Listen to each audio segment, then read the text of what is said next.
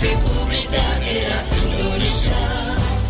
Lahir dari insan pewarta profesional, mengudara di bumi pertiwi, wujud ketahanan dan sumber informasi bangsa.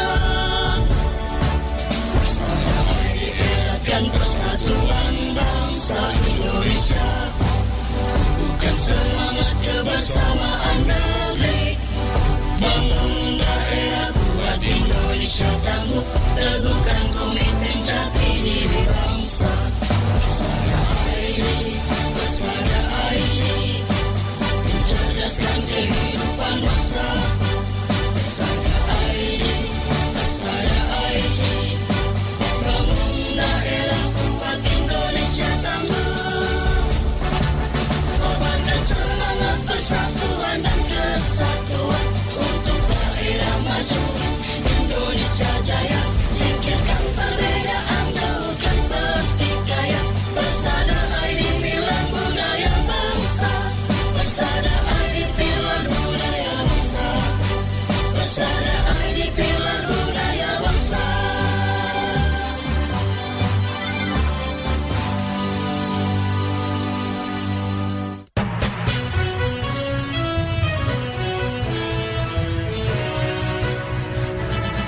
Disiarkan serentak oleh jejaring radio publik daerah seluruh Indonesia, Lembaga Penyiaran Publik Lokal LPPL Indonesia, anggota Indonesia Persada ID. Berita Indonesia Live merangkum berita-berita teraktual dari berbagai daerah di tanah air, ekonomi, politik, pemerintahan, sosial, pariwisata, dan budaya. Bisa Anda simak setiap Senin hingga Jumat jam 9 pagi dan jam 2 sore waktu Indonesia Barat, jam 10 pagi dan jam 5 sore waktu Indonesia Tengah, jam 11 siang dan jam 6 sore waktu Indonesia Timur. Persembahan Persatuan Radio TV Publik Daerah seluruh Indonesia, Indonesia Persada ID, untuk menyiarkan baik. Salam jumpa pendengar LPPL Indonesia, jumpa kembali dalam berita Indonesia Live yang disiarkan secara langsung oleh seluruh lembaga penyiaran publik lokal, anggota Persatuan Radio TV Publik Daerah seluruh Indonesia yang tergabung dalam Indonesia Persada ID untuk menyiarkan baik. Berita Indonesia Live edisi 2 Februari 2026 bersama radio host LPPL Irama FM Purworejo, Jawa Tengah menyuguhkan berita teraktual dari seluruh penjuru Indonesia yang dikemas secara lugas, inspiratif, variatif, dan edukatif akan hadir bersama dengan saya, Dani Damara.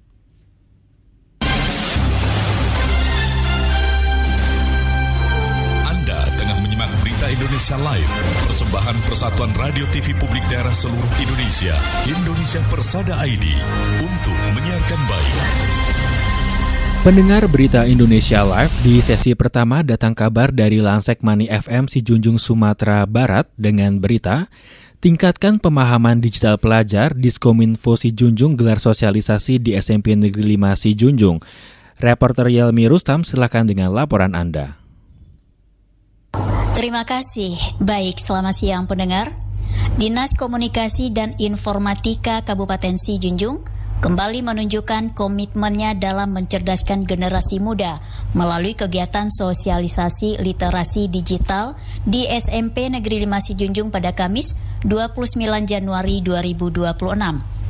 Kegiatan ini merupakan bagian dari program partisipatif masyarakat yang bertujuan meningkatkan pemahaman siswa mengenai pemanfaatan teknologi secara bijak.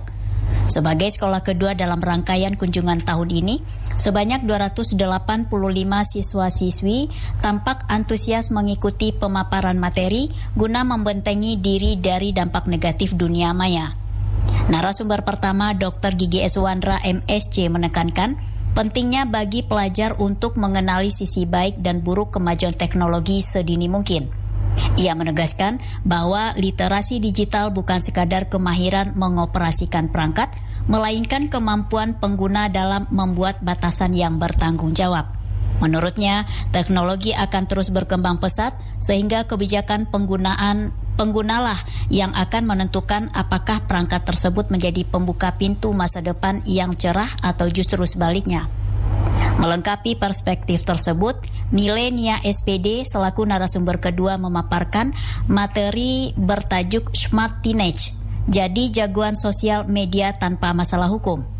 Dalam sesi ini, siswa diperkenalkan dengan Undang-Undang Nomor 1 Tahun 2024 tentang Informasi dan Transaksi Elektronik yang mencakup aturan terkait hoaks, ujaran kebencian hingga perlindungan anak.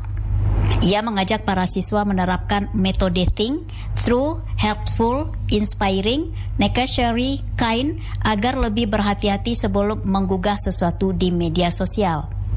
Kepala SMP Negeri 5 Sijunjung Khairuddin SPD menyambut hangat inisiatif ini dan menilai langkah Diskominfo sangat tepat sasaran. Beliau menyatakan bahwa edukasi langsung dari instansi terkait sangat dibutuhkan untuk memberikan wawasan mendalam bagi para pelajar dalam berselancar di dunia digital secara aman. Dengan adanya sosialisasi ini, diharapkan para siswa di Kecamatan Tanjung Gadang dapat menjadi pengguna internet yang cerdas dan terhindar dari permasalahan hukum di masa depan. Demikian dari LPPL Radio Lansemani Sijunjung Sumatera Barat, Yelmi Rustam melaporkan untuk Berita Indonesia Live. Terima kasih rekan Yelmi Rustam atas laporannya, dan pendengar, berita selanjutnya berasal dari Giri Suara FM Wonogiri. Dengan berita, Polres Wonogiri menggelar operasi keselamatan Candi 2026 selama 2 pekan dengan tujuan meningkatkan disiplin masyarakat dalam berlalu lintas sekaligus menekan potensi kecelakaan di jalan raya. Reporter Bobby, silakan dengan laporan Anda. Baik, terima kasih. Pendengar LPPL Indonesia, operasi keselamatan Candi 2026 dilaksanakan di Kabupaten Wonogiri selama 2 pekan, terhitung Senin tanggal 2 hingga 15 Februari 2026. Masyarakat dihimbau melengkapi surat-surat kendaraan dan mentaati peraturan lalu lintas selama operasi berlangsung. Kasih Humas Polres Wonogiri, AKP Anom Prabowo, belum lama ini mengatakan operasi keselamatan Candi 2026 bertujuan meningkatkan disiplin masyarakat dalam berlalu lintas sekaligus menekan potensi kecelakaan di jalan raya. Lebih lanjut disampaikan bahwa operasi tersebut berfokus pada perilaku pengguna jalan yang berpotensi menimbulkan kecelakaan lalu lintas. Adapun sasaran operasi meliputi pengendara yang tidak menggunakan helm atau sabuk pengaman, melawan arus lalu lintas, menggunakan ponsel saat berkendara, melebihi batas kecepatan, serta mengemudi di bawah pengaruh alkohol. Selain itu,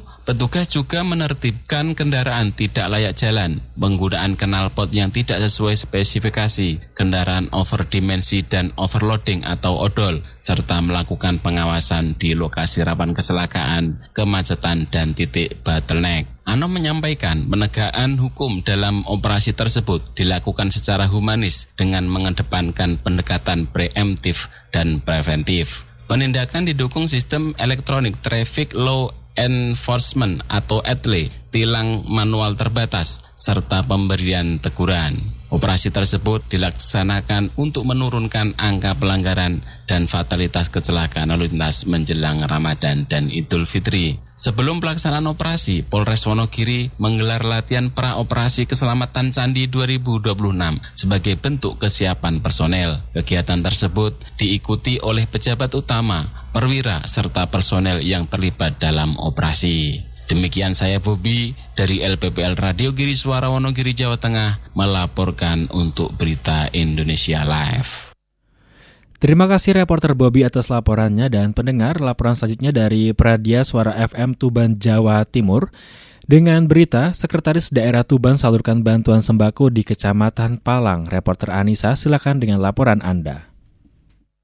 Pemerintah Kabupaten Tuban menyalurkan bantuan kepada masyarakat kurang mampu di wilayah Kabupaten Tuban. Sekretaris Daerah Sekda Kabupaten Tuban Budi Wiana menyerahkan bantuan paket sembako kepada warga di Kecamatan Palang Sabtu 31 Januari 2026. Dalam kegiatan tersebut, Sekda Tuban didampingi Kepala DKP 2P Tuban, Kepala Bapperida Tuban, Pelaksana Tugas Camat Palang, serta Kepala Desa setempat. Sekda Budi Wiana menyampaikan bahwa penyaluran bantuan merupakan bentuk kolaborasi dan kepedulian pemerintah Kabupaten Tuban bersama Korpri dan para pemangku untuk kepentingan kepada masyarakat. Terutama menjelang bulan Ramadan, bantuan tersebut diharapkan dapat meringankan beban perekonomian warga. Selain penyaluran bantuan, petugas juga melakukan pendataan terhadap penerima manfaat. Hal ini dengan tujuan memastikan bantuan tepat sasaran. Pemdes dan kecamatan juga diminta aktif mendata kondisi warga. Lebih lanjut, Sekda menyampaikan bahwa pemerintah Kabupaten Tuban telah menyiapkan berbagai program dan kebijakan untuk mengentaskan kemiskinan. Tentunya dengan terus melakukan pengawasan dan evaluasi secara berkala terhadap pelaksanaan program pengentasan kemiskinan. Sementara itu, salah satu penerima bantuan di Desa Kradenan, Kecamatan Palang, Mugoni, menyampaikan terima kasih atas kunjungan dan bantuan yang diberikan. Ia menilai paket sembako tersebut sangat membantu, terutama menjelang bulan Ramadan. Mugoni juga mengapresiasi kepedulian pemerintah yang telah mendatanya sebagai penerima BPJS PBI. Ia menyambut baik arahan untuk menjalani pemeriksaan kesehatan secara rutin di puskesmas setempat. Anissa Pradia, Suara Tuban untuk Berita Indonesia Live.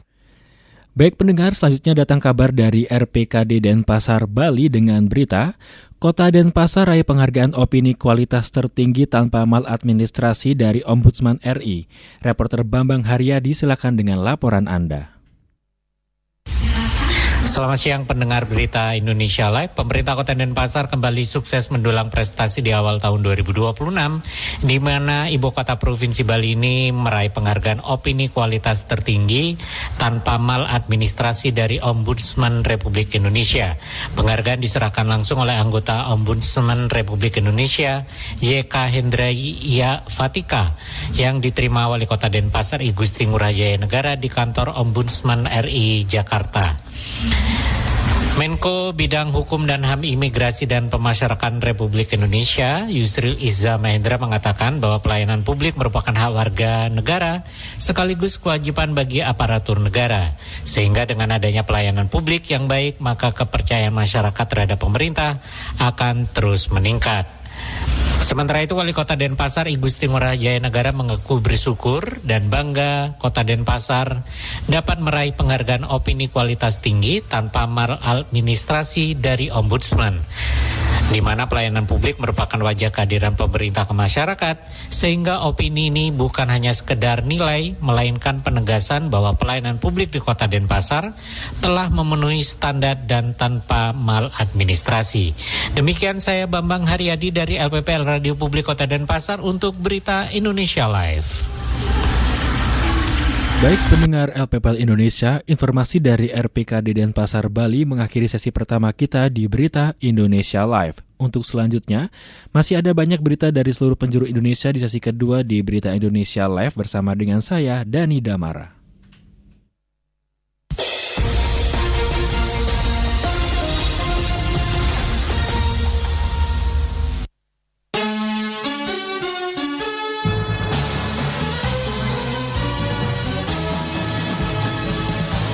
Indonesia Live merangkum berita-berita teraktual dari berbagai penjuru tanah air yang dikemas, lugas, inspiratif, variatif, dan edukatif.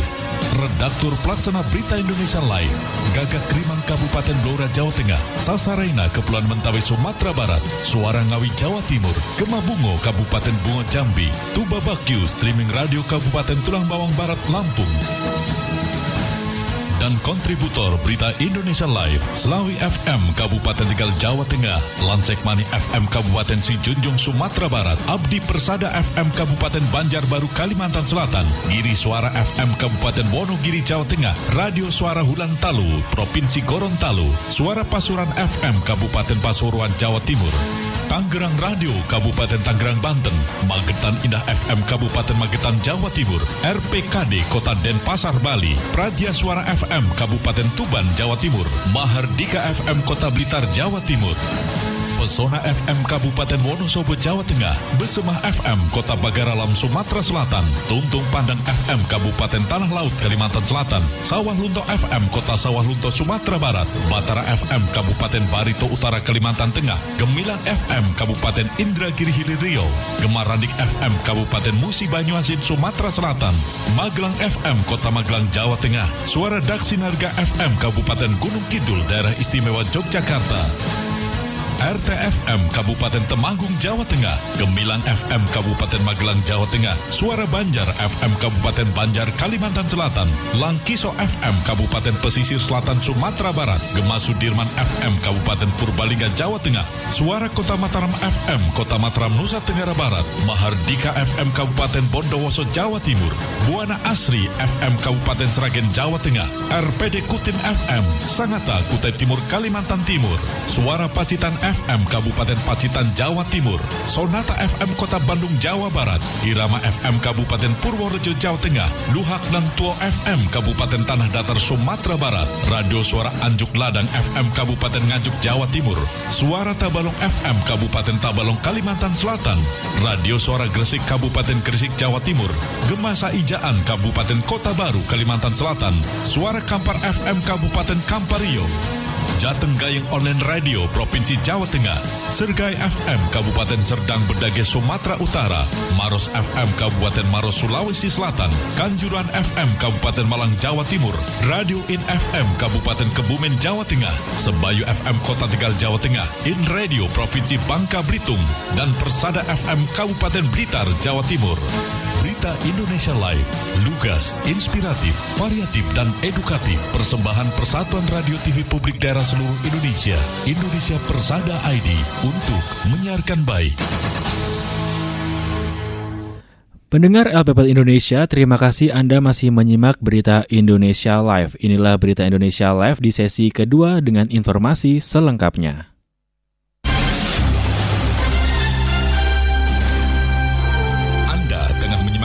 Indonesia Live, persembahan Persatuan Radio TV Publik Daerah seluruh Indonesia, Indonesia Persada ID, untuk menyiarkan baik.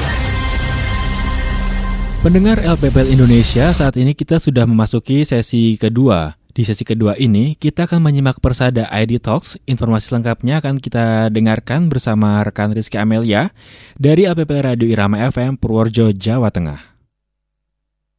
Baik pendengar LPPL Indonesia, kali ini saya Rizky Amelia akan membersamai Anda di Persada ID Talks bersama dengan Persagi Daerah Kabupaten Purworejo. Kita akan ngobrol-ngobrol berkaitan dengan generasi emas 2045. Kita akan langsung dengan Ketua Persagi dan salah satu anggotanya yang sudah hadir di sini. Kita akan dengar nih dari Mas Akbar dan juga Mbak Risa. Mas Akbar ini adalah salah satu Ketua DPC Persagi Purworejo ya. Nah, boleh disampaikan nih Mas untuk tema pagi hari ini. Oke, baik. Terima kasih Mbak Amel. Assalamualaikum warahmatullahi wabarakatuh. Waalaikumsalam warahmatullahi wabarakatuh. Perkenalkan, kami dari Persagi, DPC Persatuan Ahli Gizi Indonesia cabang Purworejo. Kebetulan saya sebagai Ketua DPC. Hari ini saya ditemani anggota saya, Mbak Risa. Mbak Risa ini ahli gizi di SPPG, benar ya Mbak ya? Oke, baik. Ya, jadi begini Mbak. Dikatakan bahwa Indonesia akan mencapai Indonesia emas di 2045 ya. Mudah-mudahan nanti kita sampai di sana ya. Mungkin kan. Amin. Sekarang 2026 berarti 19 tahun lagi ya, sudah. Jadi itu bertepatan dengan 100 tahun Indonesia merdeka. Nah, kemudian di tahun tersebut Indonesia mengalami bonus demografi, di mana usia produktif itu lebih banyak. Nah, jadi usia 15 sampai 64 itu lebih banyak. Nah, diharapkan anak-anak atau remaja yang sekarang, nah nanti ketika saat ini mendapatkan gizi yang optimal, nah nanti ketika di 2045 generasi ini menjadi manusia-manusia SDM yang unggul. Artinya baik secara fisiknya mungkin bisa tinggi-tinggi, secara kecerdasannya juga cerdas, tidak ada penyakit-penyakit degeneratif misalnya diabetes, darah tinggi, atau malah masalah yang masih menjadi ini selalu ditangani adalah stunting di tingkat balita. Nah, mudah-mudahan nanti ketika diberikan gizi yang optimal, nanti di 2045 betul-betul menjadi Indonesia emas, SDM kita menjadi SDM yang unggul seperti itu. Oke, baik. Lanjut, kita akan ngobrol barengan dengan Mbak Risa. Beliau adalah salah satu ahli gizi SPPG Kecamatan Bener, di mana SPPG Purworejo yang berdiri di Kecamatan Bener ini menjadi salah satu acuan nasional karena banyak banget diliput oleh media nasional. Nah, kita akan ngobrol-ngobrol juga bersama dengan Mbak Risa bagaimana sih MBG ini berlangsung dan bagaimana tantangan-tantangan yang terjadi di lapangan ketika melaksanakan tugas sebagai ahli gizi di SPPG Bener. Oke, salah satu program nasional yang memang sudah dilaksanakan di berbagai daerah di Indonesia ya. Oke, jadi Mbak Amel memang untuk program MBG atau makan bergizi gratis ya yang sedang mungkin hype ya. Betul. Isu yang hype sekarang ini gitu. Jadi itu memang salah satu langkah dari pemerintah untuk memastikan generasi bangsa atau generasi emas Indonesia begitu yang diharapkan menjadi penyelamat bangsa gitu di tahun 2045 itu khususnya di usia sekolah itu mendapatkan asupan gizi yang tidak hanya seimbang tapi cukup gitu. Jadi semua gizi atau kebutuhan gizi dari anak-anak sekolah itu tercukupi dengan baik gitu. Harapannya dengan adanya makan bergizi gratis atau program MBG ini gitu. Jadi kalau untuk ditanya apakah relevan, ya sangat relevan gitu untuk mencegah masalah gizi, terutama tadi yang disampaikan Mas Akbar ya terkait stunting gitu. Kita mencegah gitu, bukan untuk mengobati stunting, untuk mencegah stunting salah satunya. Nah, selain itu juga memang adanya program makan bergizi gratis ini kan untuk mendukung tumbuh kembang anak dan juga yang tadi ya untuk juga meningkatkan kecerdasan itu juga bisa, karena ketika nanti anak-anak yang sudah tercukupi dengan baik gizinya itu pasti akan lebih konsentrasi dalam belajar, mengikuti pelajaran dengan baik, nantinya bisa akan menjadi generasi yang cerdas. Begitu harapannya seperti itu. Nah, namun yang perlu digarisbawahi itu kalau untuk MBG atau program makan bergizi gratis itu bukan hanya untuk usia anak sekolah saja, kan? Karena kan di masyarakat luas ini banyak yang taunya dikasihnya di sekolah-sekolah aja gitu kan. Tapi sebetulnya Mbak Amel, jadi untuk MBG ini memang diberikan juga di skala balita juga. Jadi namanya B3. Ini untuk kelompok usia rentan ya. Ada balita, ibu hamil dan juga ibu menyusui gitu.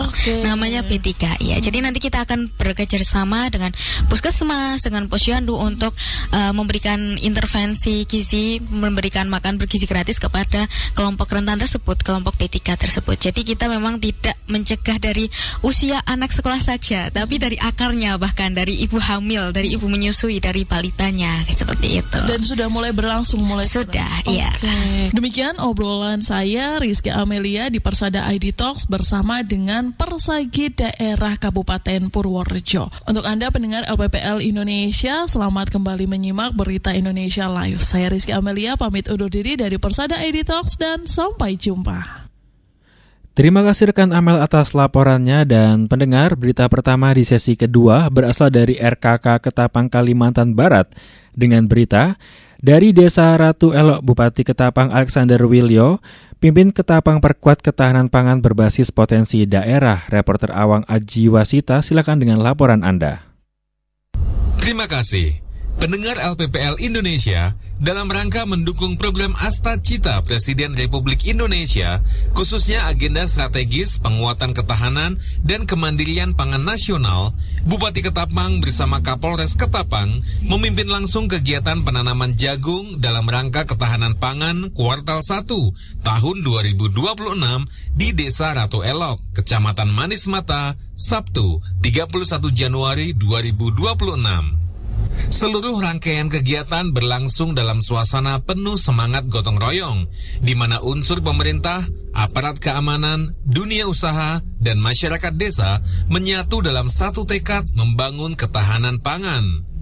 Bupati mengapresiasi Kepala Desa Ratu Elok beserta jajarannya yang telah melakukan program pemerintah tentang ketahanan pangan melalui penanaman jagung. Momentum ini menjadi bukti nyata komitmen kuat pemerintah Kabupaten Ketapang dalam menghadirkan pembangunan yang maju, mandiri, dan berkeadilan dengan desa sebagai fondasi utama kemajuan daerah.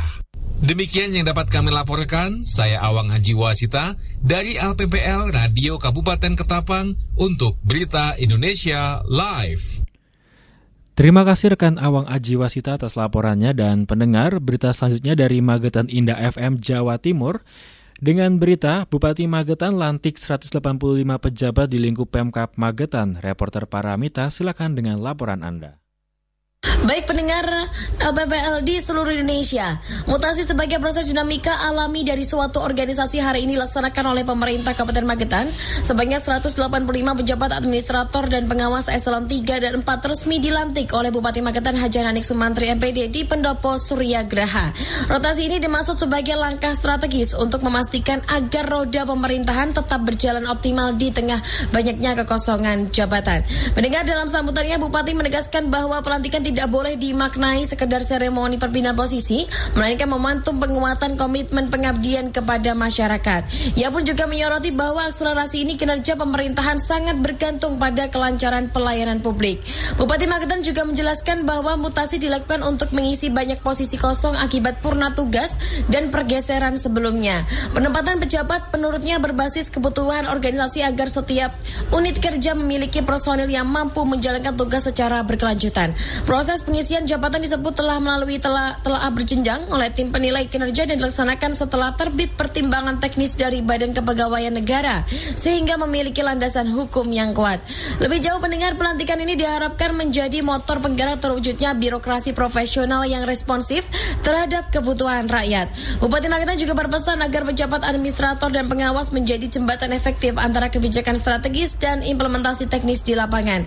Bupati Dani menekankan pentingnya integritas, inovasi, dan kemampuan adaptasi cepat di tempat tugas baru demi mendukung cita-cita pembangunan daerah yang tertuang dalam Sabta Karsa. Pemerintah Kabupaten Magetan berharap pejabat yang baru dilantik dapat segera beradaptasi dan menunjukkan kinerja maksimal. Dengan formasi baru ini, birokrasi diharapkan semakin solid dan mendukung program di Kabupaten Magetan. Pramita Maulida, LPPL Radio Magetan Indah melaporkan.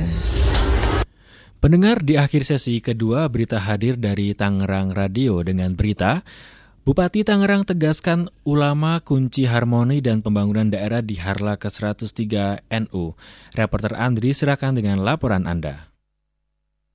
Pendengar LPPL seluruh Indonesia, peringatan hari lahir ke-103 Nahdlatul Ulama atau NU menjadi momentum penting untuk meneguhkan kembali peran NU sebagai penjaga harmoni sosial sekaligus mitra strategis pemerintah daerah dalam membangun umat dan masyarakat. Hal tersebut ditegaskan Bupati Tangerang Maesa Rashid pada acara peringatan Harla NU ke-103 di Alun-Alun Balaraja. Ia menekankan NU memiliki peran yang sangat besar dalam membina umat dan menjaga persatuan di tengah keberagaman. Melalui jaringan pesantren, majelis taklim, madrasah, serta berbagai kegiatan sosial keagamaan, NU hadir langsung di tengah masyarakat untuk menguatkan akidah, memperbaiki akhlak, dan merawat persatuan umat. Bagi Pemkab Tangerang, NU dipandang bukan sekedar mitra formal, melainkan sahabat strategis dalam membangun daerah. Sinergi antara ulama dan umaro yang telah terjalin selama ini dinilai menjadi fondasi kuat dalam menjaga kondisivitas wilayah, memperkuat kehidupan keagamaan, serta mendorong pembangunan yang berlandaskan nilai moral dan keberagaman. Bupati Tangerang Maesa Rashid berkomitmen untuk terus memperkuat kolaborasi dengan NU di berbagai sektor, mulai dari pendidikan keagamaan, pemberdayaan ekonomi umat, penguatan moderasi beragama hingga pembentukan karakter generasi muda. Lebih lanjut, Bupati Maesa Rashid menilai Harlah NU ke-103 menjadi pengingat penting akan peran NU sebagai perekat umat dan penjaga nilai kebangsaan. Pada kesempatan tersebut, ia juga mengajak seluruh masyarakat Kabupaten Tangerang untuk terus menjaga kebersamaan, memperkuat ukhuwah, dan mendukung program-program pembangunan. Demikian informasi yang dapat disampaikan saya Andri dari Tangerang Radio 91 FM untuk Berita Indonesia Live. Terima kasih reporter Andri atas laporannya dan pendengar berita dari Tangerang Radio menutup sesi kedua Berita Indonesia Live. Selanjutnya masih bersama dengan radio host LPPL Irama FM Purworejo di sesi ketiga.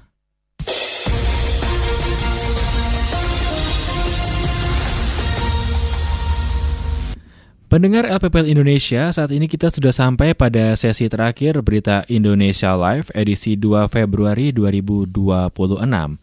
Sebelum laporan selanjutnya, kita akan menyimak laporan khusus redaksi Berita Indonesia Live. Laporan akan disampaikan oleh redaktur An Kasyanto, disilahkan.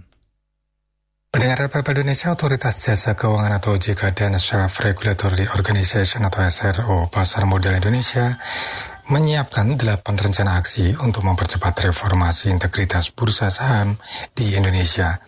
Pejabat pengganti Ketua dan Wakil Ketua Dewan Komisioner OJK, Friederike Widyasari Dewi menjelaskan 8 jurus tersebut adalah bentuk komitmen untuk memperkuat reformasi struktural pasar modal di Indonesia.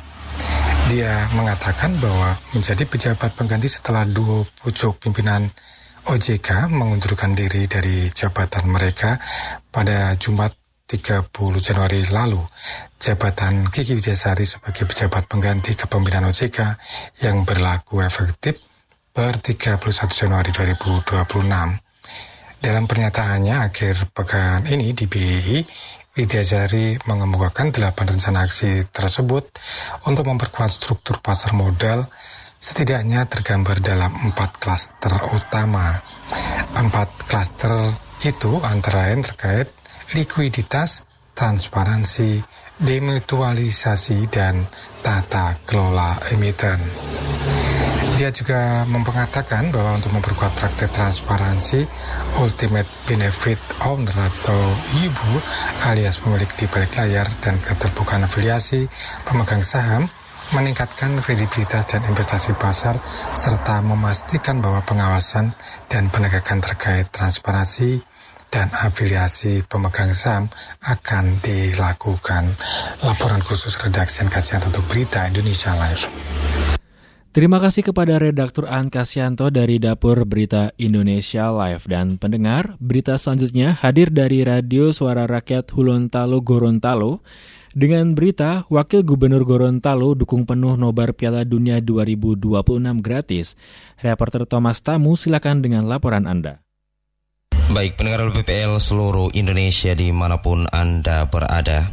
Wakil Gubernur Gorontalo Ida Syaida Rusli Habibi menyatakan dukungan penuh terhadap pelaksanaan nonton bareng atau nobar Piala Dunia FIFA 2026 yang dapat dinikmati secara gratis oleh masyarakat Indonesia. Hal tersebut disampaikan Wakil Gubernur Gorontalo Ida Syaida Rusli Habibi saat menghadiri kick-off serentak penyelenggaraan siaran Piala Dunia oleh LPPL TVRI Gorontalo Minggu 1 Februari 2026. Kegiatan kick-off tersebut diselenggarakan dengan Car Free Day yang dipusatkan di Jalan Nani Wartabone, Kota Gorontalo, dengan disambut antusias oleh masyarakat Gorontalo. Wagub Ida menyampaikan bahwa menjadi sebuah kebanggaan bagi masyarakat Indonesia khususnya Provinsi Gorontalo, karena TVRI resmi mendapatkan hak siar Piala Dunia 2026. Ajang sepak bola terbesar dunia ini dijadwalkan berlangsung pada bulan Juni mendatang selama 1 bulan penuh. Wagub Ida menjelaskan, pada pelaksanaan Piala Dunia sebelumnya masyarakat kerap harus mengeluarkan biaya untuk mendapatkan dan menyaksikan pertandingan. Namun kali ini, pemerintah memberikan kesempatan kepada seluruh rakyat Indonesia termasuk masyarakat Gorontalo untuk menyaksikan Piala Dunia tanpa biaya melalui siaran TVRI. Selain itu, Wagub Ida juga menyinggung bahwa pada bulan Juni mendatang, Provinsi Gorontalo akan menjadi tuan rumah pada Pekan Nasional atau Penas Tani dan Nelayan, sehingga suasana daerah dipastikan akan makin ramai. Momen tersebut dinilai sangat tepat untuk menghadirkan berbagai spot nobar Piala Dunia di ruang-ruang publik. Olehnya itu, ia pun mengajak seluruh masyarakat Provinsi Gorontalo untuk bersama-sama menyukseskan Piala Dunia FIFA 2026 melalui siaran TVRI, sekaligus menjadikan sebagai momen untuk meningkatkan kecintaan terhadap olahraga. Demikian, saya Thomas Tamu, reporter LPPL Radio Suara Rakyat Hulondalo, Gorontalo, melaporkan untuk Berita Indonesia Live. Terima kasih reporter Thomas Tamu atas laporannya. Dan pendengar, berita selanjutnya datang dari Suara Pasuruan Jawa Timur dengan berita demi lindungi konsumen, Disko Perindak Pasuruan tera ulang 50 SPBU. Reporter Anggun, silakan dengan laporan Anda. Selamat siang pendengar LPPL Indonesia. Pemerintah Kabupaten Pasuruan mengintensifkan pengawasan alat ukur melalui aksi tera ulang massal sepanjang tahun 2026. 50 SPBU, 11 Pertashop, dan timbangan di 15 pasar tradisional menjadi target utama pemeriksaan akurasi. Langkah tersebut diambil untuk memastikan seluruh alat ukur, takar, timbang, dan perlengkapannya atau UTTP memenuhi standar nasional. Kepala Diskoperindak Kabupaten Pasuruan, Taufikul Goni, menegaskan tera ulang merupakan kewajiban bagi semua pelaku usaha. Sektor bahan bakar menjadi prioritas utama karena intensitas penggunaan yang tinggi oleh masyarakat luas setiap harinya. Pengecekan rutin menyasar nozzle pompa bensin hingga timbangan pedagang guna menciptakan rasa aman bagi penjual dan pembelinya. Goni berharap kesadaran pelaku usaha untuk melakukan tera secara mandiri terus meningkat. Goni juga memberikan peringatan kepada pelaku usaha kalau ditemukan alat ukur yang tidak memenuhi ketentuan, petugas tidak akan segan memberikan pembinaan hingga penindakan sesuai aturan yang berlaku. Saya Anggun, Suara Pasuruan, mengabarkan untuk Berita Indonesia Live. Terima kasih rekan Anggun atas laporan Anda, dan kabar selanjutnya datang dari Abdi Persada FM Banjarbaru, Kalimantan Selatan. Dengan berita, RSUD Muhammad Ansari Saleh kembali mengalokasikan dana program pendamping bagi pasien yang tidak tercover BPJS Kesehatan. Reporter Budi Rahman, silakan dengan laporan Anda.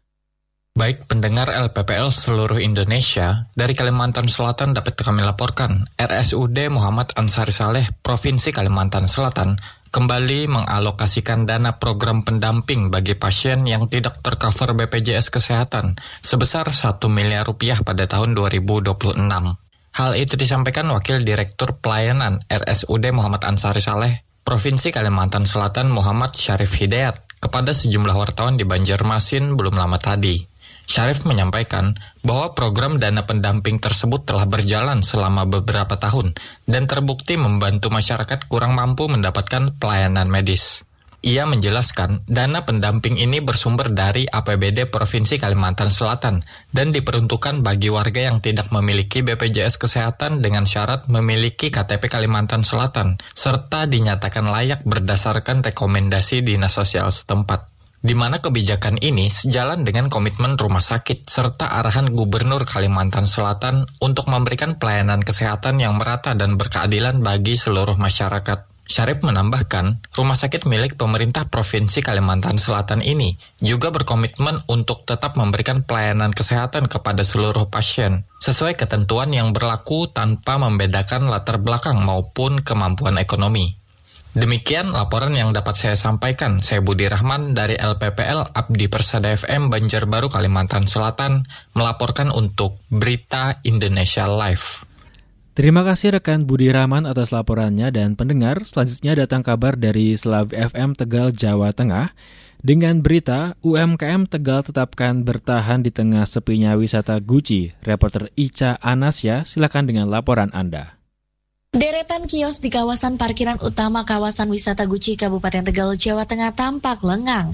Antrian bus pariwisata yang biasanya memadati lokasi sejak pagi kini nyaris tak terlihat. Kondisi itu memberi gambaran menurunnya kunjungan wisatawan pasca banjir bandang yang melanda kawasan Taman Wisata Alam Guci beberapa waktu lalu. Penurunan arus wisatawan tersebut berdampak langsung pada denyut perekonomian warga, khususnya pelaku usaha mikro kecil dan menengah yang menggantungkan hidup dari sektor pariwisata.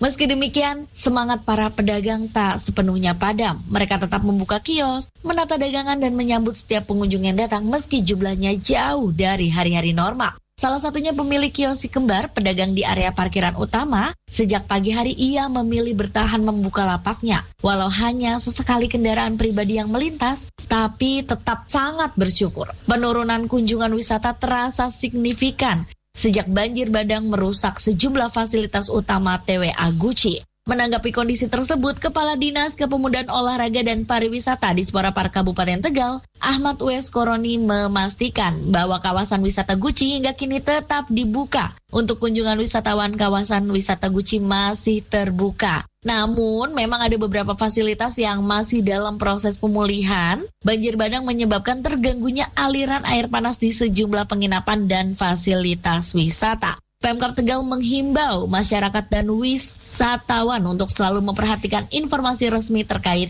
kondisi kawasan wisata Guci. Demikian saya Ica Nasya, LPPL Radio Selawe FM Kabupaten Tegal, Jawa Tengah melaporkan untuk Berita Indonesia Live.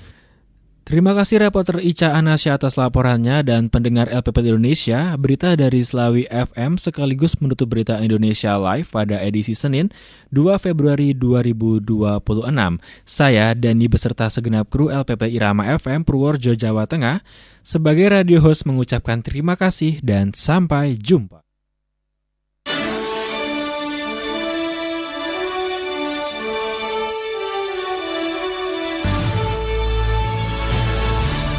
Baru saja Anda ikuti Berita Indonesia Live, disiarkan serentak oleh jejaring radio publik daerah seluruh Indonesia, Lembaga Penyiaran Publik Lokal, LPPL Indonesia, anggota Indonesia Persada ID. Berita Indonesia Live, lugas, inspiratif, variatif, edukatif, persembahan Persatuan Radio TV Publik Daerah seluruh Indonesia, Indonesia Persada ID, untuk menyiarkan baik.